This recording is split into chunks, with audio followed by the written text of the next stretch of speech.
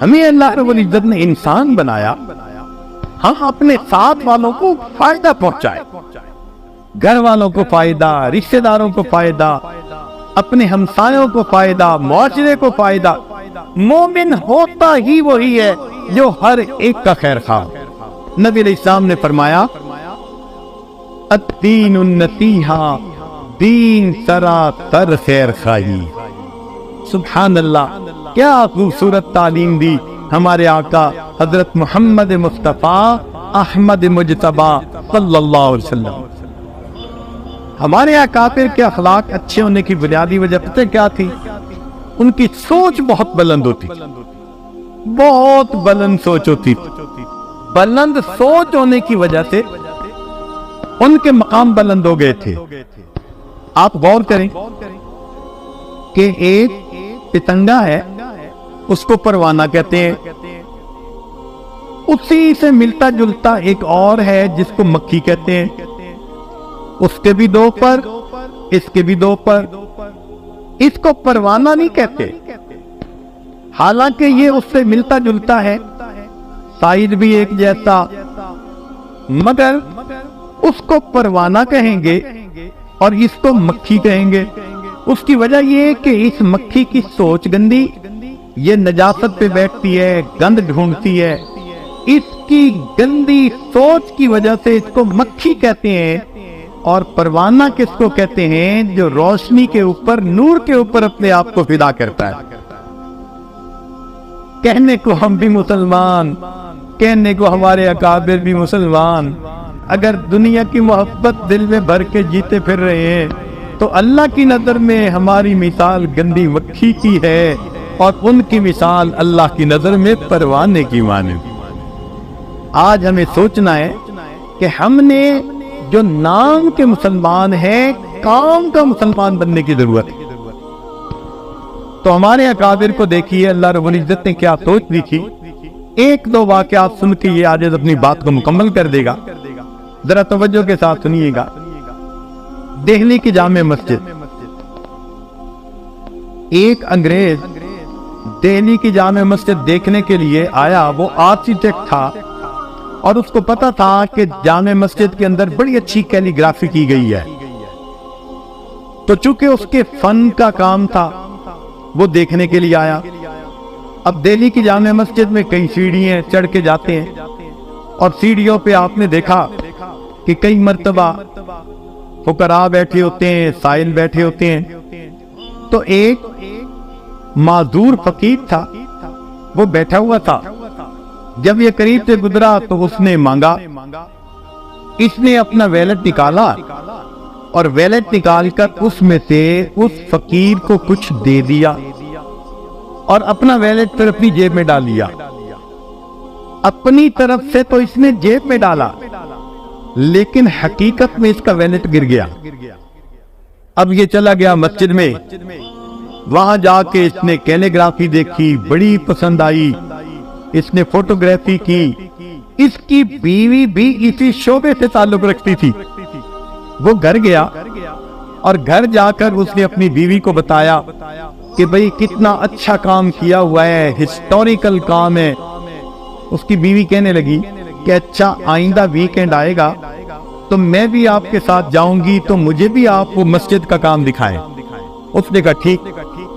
اب جب رات سونے لگانا تو اس نے دیکھا کہ اس کا تو پیسے والا بٹوا ہی نہیں ہے، تو یہ بڑا پریشان کہ کہاں گرا، بڑا سوچا، مگر اس کو یاد نہیں آیا کہ میں نے بٹوا کہاں گرایا۔ خیر ایک آدھ دن کے بعد یہ ذہن سے بات ہی نکال بیٹھا، کہنے لگا جو 200-400 روپے تھے بس وہ میرے گم ہو گئے۔ جب اگلا ویکینڈ آیا تو یہ اپنی بیوی کو لے کے دہلی کی جامع مسجد دکھانے کے لیے آیا۔ اب جب یہ سیڑھیوں پہ چڑھ رہا تھا نا، تو اس نے دیکھا کہ وہی معذور فقیر جسے پچھلی مرتبہ اس نے پیسے دیے تھے وہ اس کی طرف آ رہا ہے۔ تو اس نے سوچا پچھلی مرتبہ پیسے دیے تھے، پھر اس نے مجھے دیکھا تو امید لگی کہ یہ ضرور دے گا، تو یہ مجھ سے پیسے مانگنے آ رہا ہے۔ لیکن وہ فقیر جب قریب آیا تو وہ کہنے لگا کہ جناب وہ پچھلی مرتبہ آپ نے جب مجھے پیسے دیے تھے تو شاید یہ آپ کا بٹوا تھا جو گر گیا، میں نے آپ کو ڈھونڈنے کی کوشش کی مگر آپ نکل گئے، تو میں نے اپنے پاس رکھا ہوا ہے، آپ اپنا بٹوا لے لیجئے۔ اب اس انگریز نے بٹوا دیکھا، اپنی چیزیں دیکھی، ڈاکومنٹ دیکھے، ہر چیز بالکل ٹھیک تھی۔ اس کے ذہن میں خیال آیا کہ یہ فقیر تو ایک ایک پیسہ مانگتا ہے اور میرے تو یہاں پر 200-300 روپے تھے، اگر یہ اپنے پاس رکھ لیتا تو کسی کو خبر ہی نہ ہوتی، مگر اس نے یہ مجھے لوٹا دیا۔ تو اس نے پوچھا کہ فقیر آخر تم نے یہ اپنے پاس رکھ کیوں نہیں لیا؟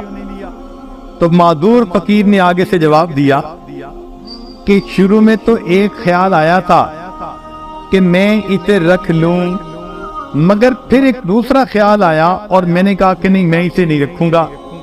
اس نے پوچھا کیا خیال آیا؟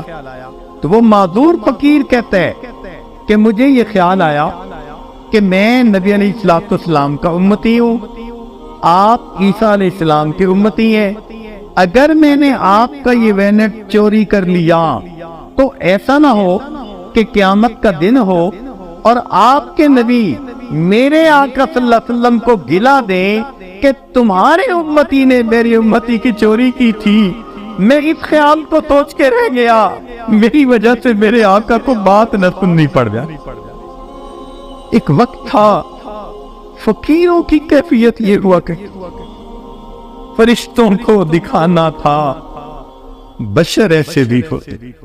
نبی علیہ السلام نے ایسی تعلیمات کی، خوش اخلاقی کی کہ جنہوں نے اس کو اپنایا وہ واقعی انسانیت کے لیے فخر ہو گئے۔